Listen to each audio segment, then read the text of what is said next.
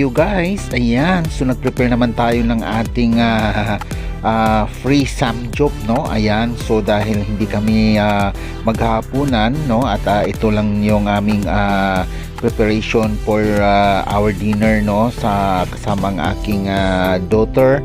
Ayan, so nag-steam tayo dyan ng Chinese pichay, no? And then meron tayong tocino and ham, no, na pinarito.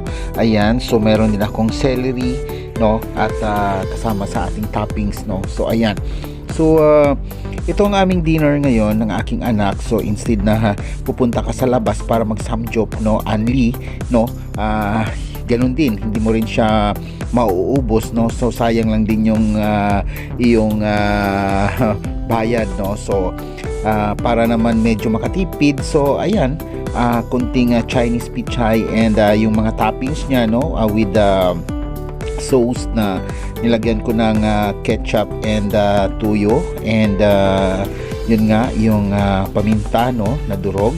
So ayan, so masarap na rin yung ating kain dyan, no. Simple lang siya, so masabi mo rin siyang parang anli din, no. Ayan, pero mas matipid ito compare mo sa anli kasi pag pupunta ka sa labas nga mapapagastos ka.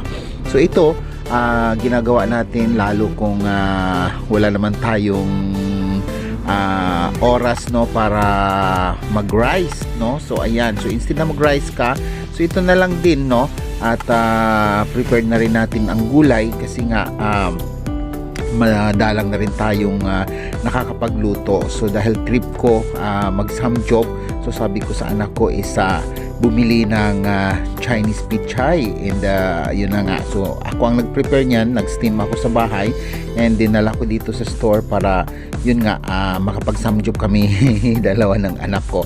So ayan, so ito lagi ang senaryo namin, no, tuwing trip namin kumain. So ayan, so makakatipid tayo, no, pag yun lamang ang ating preparation, no. Ayan, so parang kumain ka na rin sa labas, no. Kunting tubig or kunting soft drinks kung gusto mo kasi minsan masarap din mag soft drinks pag ganito ang iyong mga kinakain, no, para mabilis kang makapagdighay-dighay dyan. Ayan, so mayroon naman akong prepared na sabaw, no, sabaw ng bulalo. Alam nyo na yun sa mga nakarelate dun sa sabaw ng bulalo na lagi kong prepare. So ayan, so mapapasarap ka rin ng kain, no, dahil nakakapagana din siya. So ayan, so ito yung dinner namin for tonight, guys, no. Ayan, so I hope you enjoy and like it, no, on our samgyup anli, no, preparation, no. Ayan, so sulit naman siya. So ini-enjoy lamang namin dahil yan nga, para hindi naman tayo masyadong full of carbohydrates, no. Ayan, so since na gulay-gulay tayo, yun nga lang, meat din yung kinakain natin. Pero minsan na rin tayo nagmi-meat, no, hindi na rin madalas na tulad ng dati na parang kasarap kumain lagi na mayroon kang karne sa pagkainan. So this time, yan, prepare natin ang Chinese pichay, no. Ayan, so in-enjoy lamang namin, guys, and thank you for watching there, no. Ayan.